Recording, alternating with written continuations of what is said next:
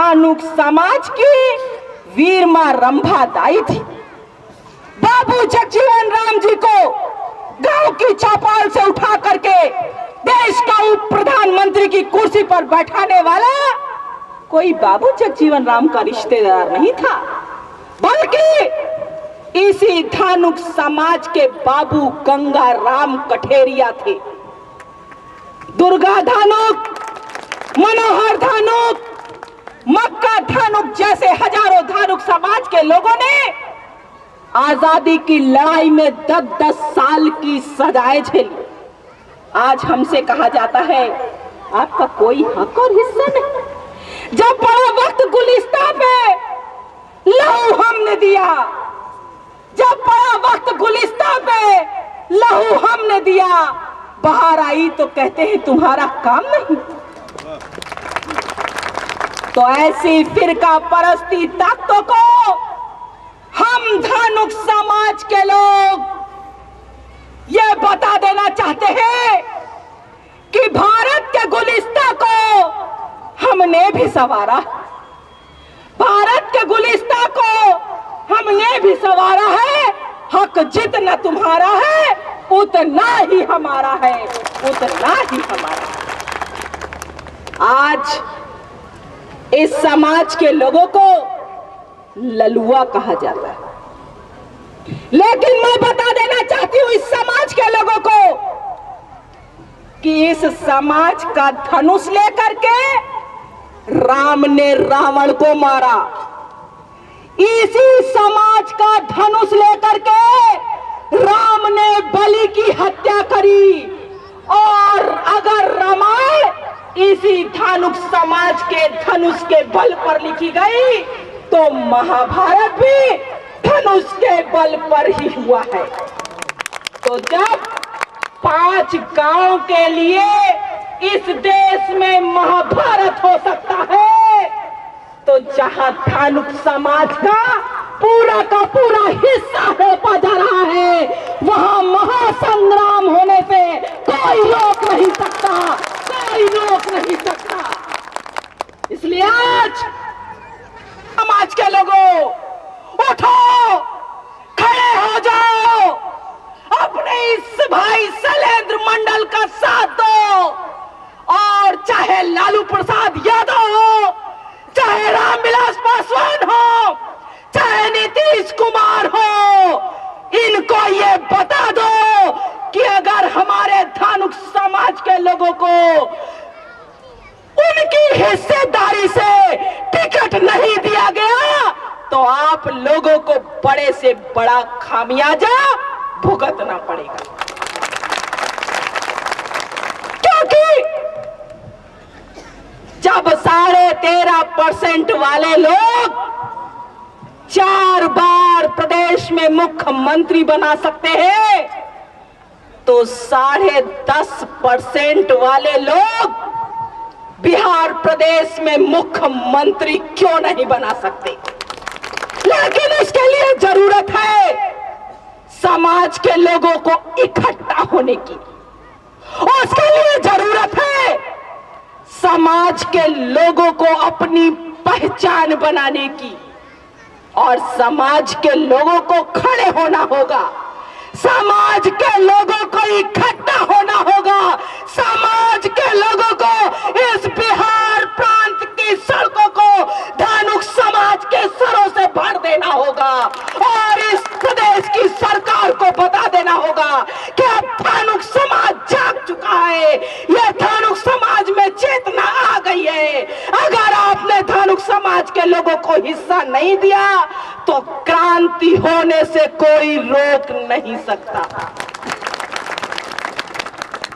इसलिए आज मैं अपने इन नौजवान भाइयों का, शैलेंद्र मंडल जैसे भाई का, जिन्होंने इतनी हिम्मत के साथ ये कदम आगे बढ़ाने की कोशिश करी है, ये शास्त्री जी का, जिन्होंने शैलेंद्र मंडल जी के सर पर हाथ रखने का काम किया है, ये दादा जैसे लोगों का, जिन्होंने आपके साथ आपके कामों को आगे बढ़ाने की शपथ ली है। आज यहां पर आप लोगों को बताने आई हूं कि धानुक समाज किसी भी मायने में किसी से पीछे नहीं रहता। इसलिए क्योंकि वक्त कम है, मैं अभी बोलना और भी चाहती थी और लवरेज होकर के जा रही हूं कि आने वाले समय में ये धानुक समाज कुछ करके दिखाएगा।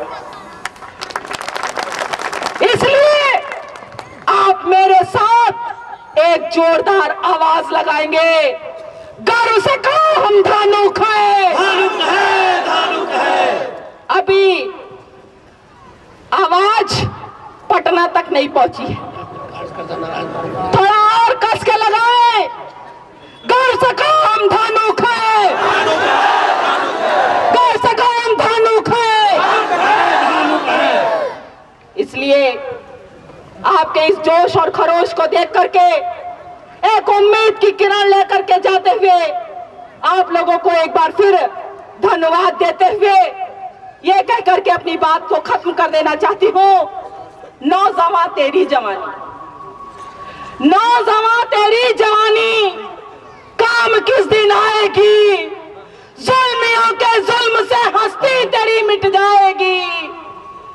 तोड़ दो जंजीर जकड़ी, तोड़ दो जंजीर जकड़ी, क्यों गुलामी में पड़ा ये जवां मर्दी तेरी, फिर काम किस दिन आएगी, फिर काम किस दिन आएगी। इन्हीं शब्दों के साथ आप लोगों को बहुत बहुत धन्यवाद देते हुए आपसे रजा लेना चाहती हूँ। जय धानुक समाज, धन्यवाद।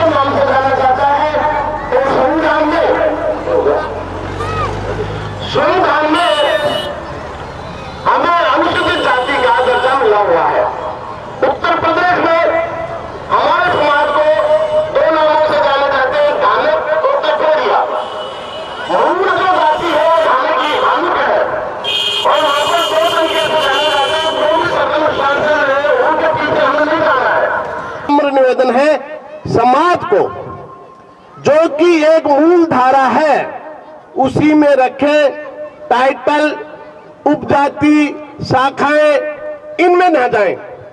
समाज को रखने के लिए हमें कोई सुविधा दी गई है संविधान में, उस सुविधा को लेने के लिए, उस सुविधा के तहत रहने के लिए हमें जो समाज को एकजुट रख के एक ही तरीके से केसरी जिंदाबाद, दादा नारायण सिंह केसरी जिंदाबाद, गर्व से कहो हम धानुक है, गर्व से कहो हम धानुक है, धानुक एकता जिंदाबाद, धानुक एकता जिंदाबाद।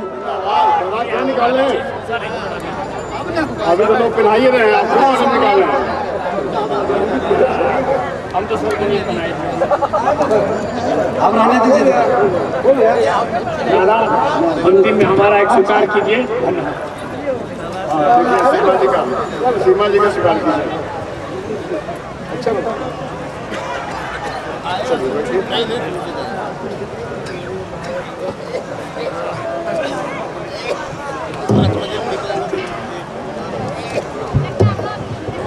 हमारे जिन्होंने अपने जीवन में, आप उम्र से बाकी लगा सकते हैं कि कितनी उम्र हो गई और धानुक दर्पण लिखने में कितना समय लगा होगा, अपने अतीत को बताने के लिए धानुक दर्पण लिखने वाले दादा नारायण सिंह केसरी साहब हैं।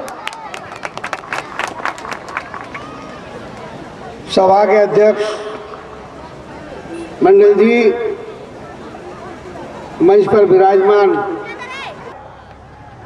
महफिल को बिगाड़ेगा, बीच में बोलेगा, उठ पटांग बात बोलेगा, मजमे को खराब करेगा।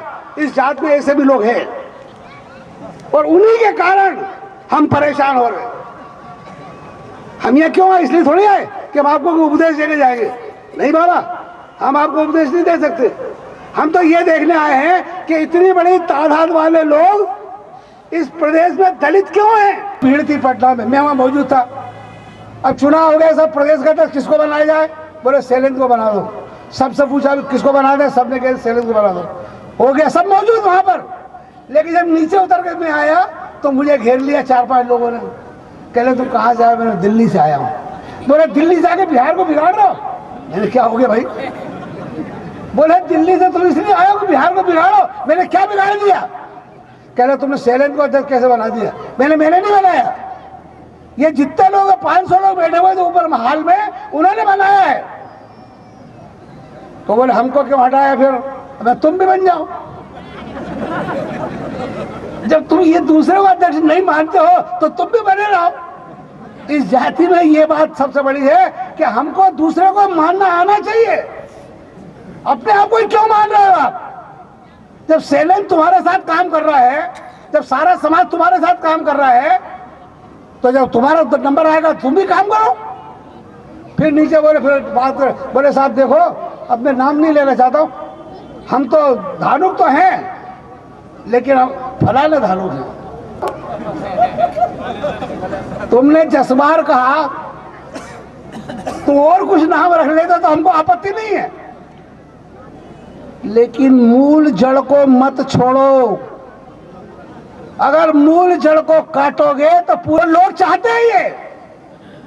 ये तुम्हारी गलती नहीं है जो तुम जात को तोड़ अलग अलग नाम से पुकार रहे हो।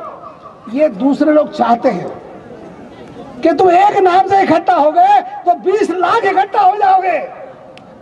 इसलिए 20 लाख इकट्ठा ना हो जाए तो 5-4 ग्रुप बना दो। शैलेंद्र से तो तू अच्छा है, तेरे से तो वो अच्छा है, उससे तो वो अच्छा है। बस ये अच्छा करके हम घमंड में आ गए और घमंड में आ गए अलग अलग जात बना ली। इसलिए मैं आपसे निवेदन करना चाहता हूँ कि अब बहुत समय हो गया है। अभी ये बाई कह रही थी, इस बाई के बारे में जानते हो आप? अगर ऐसी 10-5 बाइयां हो जाए ना हिंदुस्तान में, अगर 10-5 बाइयां इस तरह की हो जाए ना हिंदुस्तान में, तो ये आदमी सब पीछे रह जाएंगे जितने मंच में बैठे, और बाइयां उठा लेगी तलवार हाथ में, और फिर धानक का नाम चमक जाएगा सारे देश में। आप क्या मालूम आपको? परसों इसके पिता का देहांत हो गया। परसों, कल मैं आया पटना सुबह में दिल्ली से शैलेंद्र ने मुझे कहा कि रीता कटनिया आने वाली थी। फिर क्या हुआ? बोले उनके घर से टेलीफोन आ गया, उनके पिता का देहांत हो गया।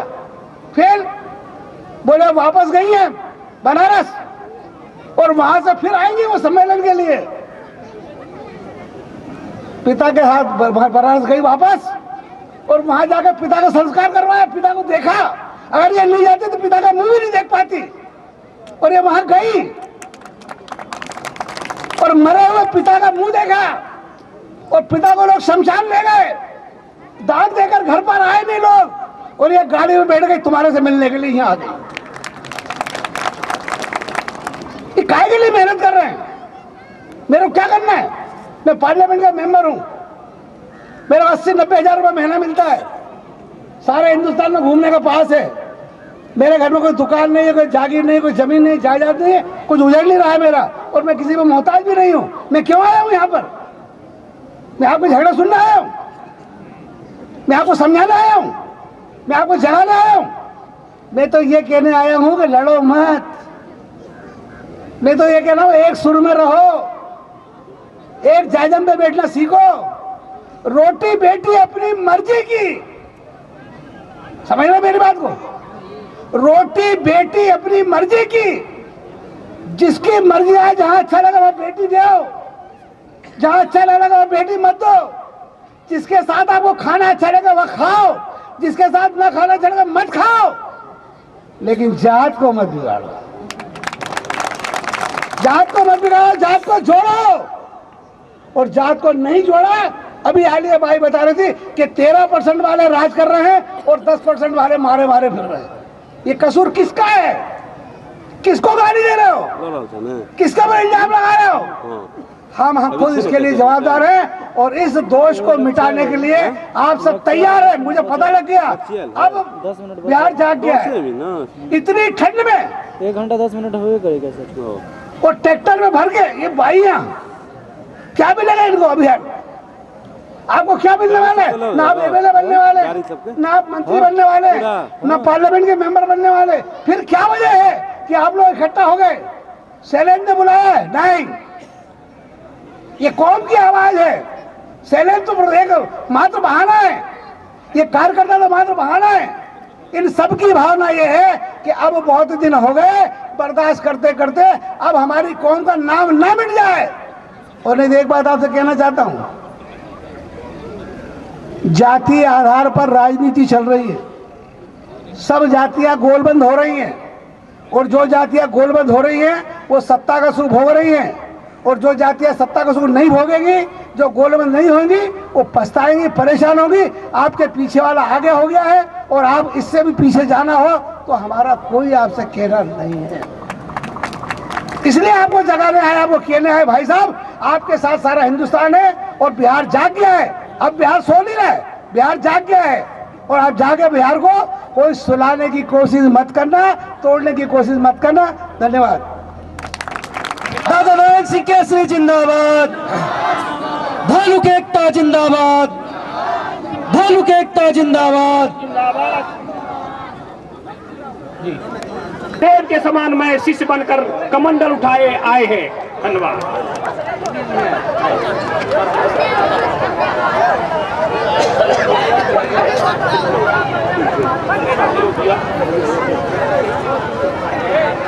मत फोड़ना बढ़िया से हो।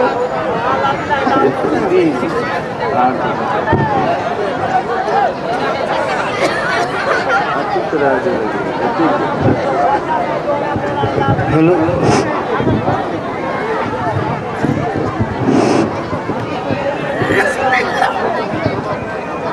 इंडियन साइंस मंडल जिंदाबाद। बंधुओं, जो जहाँ बैठे हुए हैं, नाश्ता पैकेट जगह पर पहुंच जाएंगे। कोई नाश्ता पैकेट के लिए इधर से उधर भागदौड़ नहीं करेंगे। जहाँ जो खड़े हैं, बैठे हैं, वहीं बैठे रहेंगे। अध्यक्षता कर रहे मधुबनी जिला के जानदार और शानदार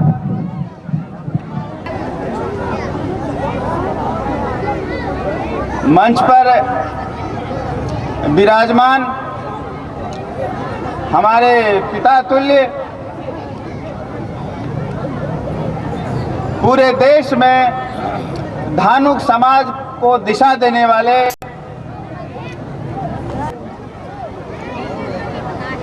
हर पूरे धानुक समाज की आवाज देने वाले उत्तर प्रदेश के महानेत्री, बल्कि पूरे भारतवर्ष की धानुक समाज की नेत्री परम आदरणीय श्री रीता कटेरिया जी, दिल्ली के अध्यक्ष श्री केएल धानका साहब और राष्ट्रीय महासचिव राजस्थान के श्री सीताराम मौर्य साहब,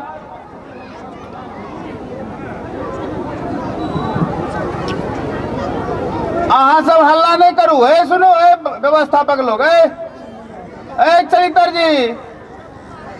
चलितर जी थोड़ा देर रोक दीजिए, बात को रोक दीजिए, नहीं तो झगड़ा की पहली बार हर शाखा से पहली बार एक मंच पर एक मुद्दा पर जमा हुए हैं फुलपरास में, फुलपरास मंडल में। एहि बात से तो अहाँ सब सहमत छियै ना?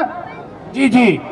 तो हम ई कह रहल छी कि हमरा मालूम है कि बहुत सारा लोग जे विभिन्न आयर और खेत का झगड़ा पर अलग अलग रही छलू, कोई पूरब जाय छलैया तो गाँव में झंझट है छे, तो कहे छे वो पूरब जता फलना मरर तो फलना मरर हम पश्चिम जाब। लेकिन आज पहली मर्तबा हमारे जो धानुक समाज का जो मधुबनी जिला में जो संकट है, जो सांस्कृतिक संकट है, उस संकट को दूर करने के लिए जो आज का सम्मेलन हो रहा है, इस मंच पर सारे के सारे लोग मौजूद हैं। मैं देखा हूं और मैं महसूस भी किया हूं कि लोग इस बात को समझ रहे हैं कि अब हमको एक हो जाना चाहिए। हमको मालूम है कि इसमें बहुत सारे लोग नहीं बोल पाए, मैं उनका नाम लेना चाहता हूं। अब जैसे हमारे राम अवतार मंडल जी हैं, मैं देख रहा हूं इतने बड़े नेता हैं, बहुत जब हम लोग जवान थे तब ये नेता थे, अब इनका भी हमको सुनना था। बहुत सारे ऐसे नेता हैं। और कहाँ, हाँ अच्छा, तो भाइयों अब हम किसी का नाम नहीं लेंगे, सब हमारे दिल में है। हम जो बात कहना चाहते हैं और जो करना चाहते हैं, पहले वो बात समझिए। पहला बात तो दिमाग से निकाल दीजिए कि हम चुनाव लड़ने के लिए आपके पास आए हैं और वोट लेने के लिए आए हैं। अहाँ सब अपन वोट अपने पास रखू, हमरा नहीं चाहिए, पहली बात। दूसर बात, हम यह वैचारिक आंदोलन खड़ा करना चाहते हैं। क्यों? हम बात समझाना चाहते हैं आपको। जनता लोग तो बहुत सारी चली गई, अब नेता लोग बचल हैं। इन सारे नेताओं को आज हम शिक्षक के भूमिका में आए हैं। आज हम शिक्षक के भूमिका में हैं कि आप हमारी बात को ध्यान से समझिए, ध्यान से सुनिए कि हम कहना क्या चाहते हैं और पूरे बिहार में करना क्या चाहते हैं, और हमको यह करने के लिए हमारे पास क्या क्या खाका है, क्या क्या दिमाग में है। तो इन सब बातों को करने के लिए जो जरूरी है वह है सबसे पहला जरूरी कि विचार बनाना, वैचारिक आंदोलन खड़ा करना। आप लोग यह गिरा बांध लीजिए, गिट्ठा बांध लीजिए कि बगैर वैचारिक आंदोलन का, बगैर विचार बनाए हुए कोई आंदोलन खड़ा आज तक न हुआ है न होगा। हम एक वैचारिक आंदोलन खड़ा करना चाहते हैं और इस बात को समझाने के लिए हम आपको मनुष्य की सभ्यताओं का इतिहास तो नहीं बताएंगे, पृथ्वी का कैसे उत्पत्ति हुई यह भी नहीं बताएंगे। मोटा मोटी एक जानकारी के लिए बता देते हैं कि 3.8 अरब बरस पहले, अरब माने बुझे छे कि नहीं, 3.8 यानी कि मोटा मोटी 4 अरब बरस पहले ए पृथ्वी के निर्माण हुआ। सारे जीव लोग आए, मनुष्य भी उसमें आए, उसका भी एक बानर से सभ्यताओं का विकास होते होते आए। अब हम इन सब बातों को छोड़ते हुए आगे बढ़ते हैं। हम लोग आए, मनुष्य लोग यहाँ पर आर्य में आ जाते हैं, आर्य और अनार्य में। जो आर्य और अनार्य होता क्या है, जो लोग, हम लोग जो हिंदुस्तानी या भारतवासी हैं, जो मूल निवासी हैं, हम लोग अनार्य हैं पूरे बिहार में। कम से कम बिहार में तो आंदोलन रुकने वाला नहीं है। इसीलिए हम आर्य और अनार्य से शुरू किया। जब ये आर्य आए कैसे? सेलूकस आया हमलावर और यहाँ के छोटे छोटे सरदारों ग्रुपों को परास्त किया, आया लूटने के लिए, लूट लिया, लूट के फिर चला। कहां से चला था? काबुल से चला।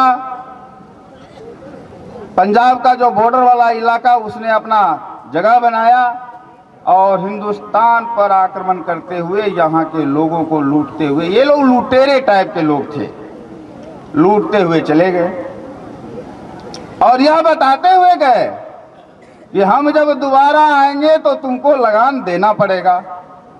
तो कहा कि ये मस्तू यहाँ के अनार्य लोग जो मूल निवासी हैं, सारे जातियों के लोग, सब जात उसमें आता है, मूल निवासी, तुमको दोबारा लगान देना पड़ेगा। कहा कि ये मस्तू हम देंगे।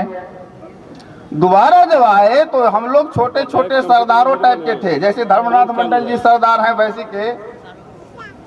और आपको पता है कि हम जो छोटी पुस्तिका लिखे हैं उसमें हम आपको बताए हैं, आपको धानुक समाज का इतिहास, धानुक समाज क्या था, कैसे था। सैनिक है वो लोग, जो छोड़ा हुआ है वो लोग आए, सीधा बात, इशारा, हम इशारे में बात समझाते हैं और यह कहना चाहते हैं कि हम किसी समाज पर चोट नहीं करना चाह रहे हैं, हम अपने समाज के लोगों को मूल बात बताना चाहते हैं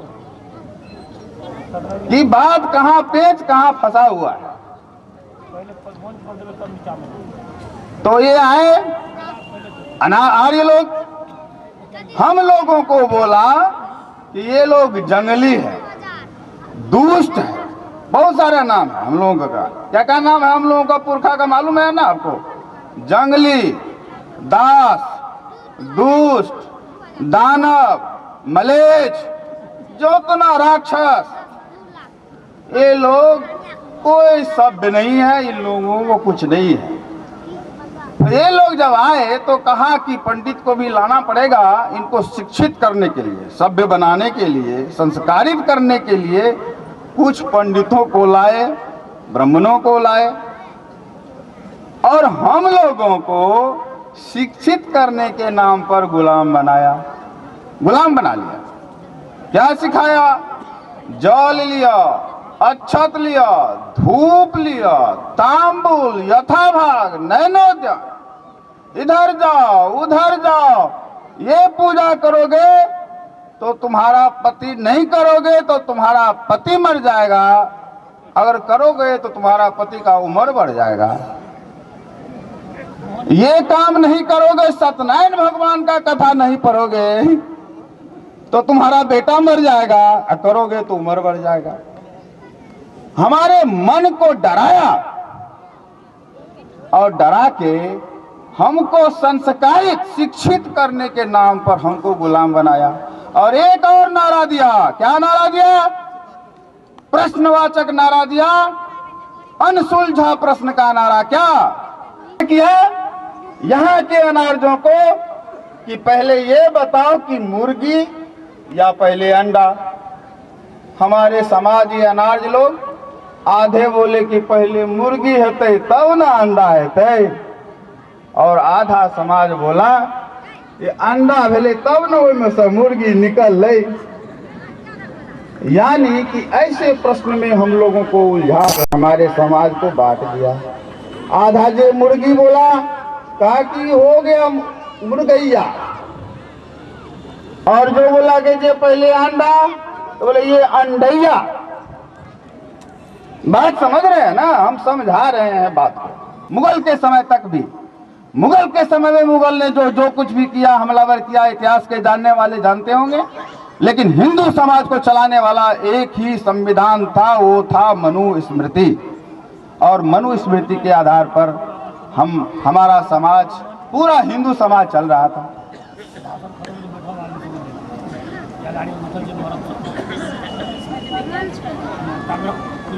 तो इस मनुस्मृति को मिटाने वाले कौन थे? एक हमारे एक ही आदर्श पुरुष बाबा भीमराव अंबेडकर साहब ने इसको उबारे। कैसे उबारे? तो फिर अंग्रेज आए। मुगल को मैं छोड़ दिया, बहुत सारी बात छोड़ दिया, सिर्फ समझाने के लिए, विचार बनाने के लिए। अंग्रेज जब आए तो उन्होंने ब्राह्मणों को गुलाम बना लिया। अंग्रेज आए तो उन्होंने ब्राह्मणों को गुलाम बनाया। हम लोग किसके गुलाम थे? हम लोग ब्राह्मणों के गुलाम थे। यानी कि हम लोग सिंगल गुलाम नहीं रहे, डबल हो गए, डबल गुलाम हो गए। हम लोग ब्राह्मण के गुलाम, अब ब्राह्मण अंग्रेज का गुलाम।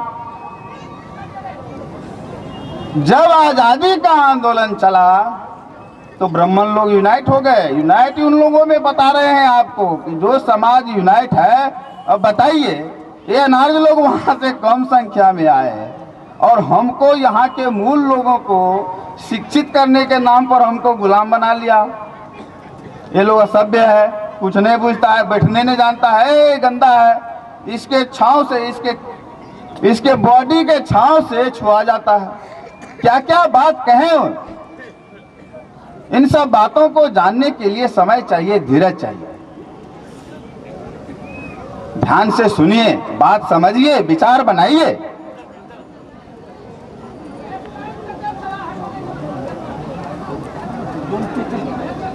तो मैं ये कह रहा हूं कि जब आजादी का आंदोलन चला, फिर माटा लगले, देखलिए ना, मुर्गी और अंडा में भै गेले। वो कहे जे पहले मुर्गी तो अंडा, पहले खेबै तब सुनबै, कोई कहे सुनबै तब खेबै, बैठ गेले। बात बुझ रहल छियै ना? यहाँ है छै, अहाँ सब बैठले बैठले खा भेजे छी पॉकेट। हाँ, पैकेट भेजे बैठे वाले जेंटलमैन सबको भेजिए। और जितने हम ये कहना चाहते हैं, हमारा बात आप लोगों को समझ में आए या ना आए, हम नहीं जानते कि आपको समझ में आ रहा है कि नहीं आ रहा है, मुझको नहीं मालूम। लेकिन हम यह कहना चाहते हैं कि जो हम लोग चाहते हैं कि जो चट्टानी एकता हम लोग बनावें, हम लोग जो संगठन को एक अच्छा रूप दें। प्रखंड के चारों प्रखंड का भी चुनाव होगा, सब लोग एकदम आगे आना है कि हम अध्यक्ष बनेंगे, हम अध्यक्ष बनेंगे। हम चाहते हैं 50 आदमी कहे कि अध्यक्ष बने एक प्रखंड से, और तब उसमें फैसला होगा, और जिसका फैसला होगा उसका मुहर लग जाएगा। चारों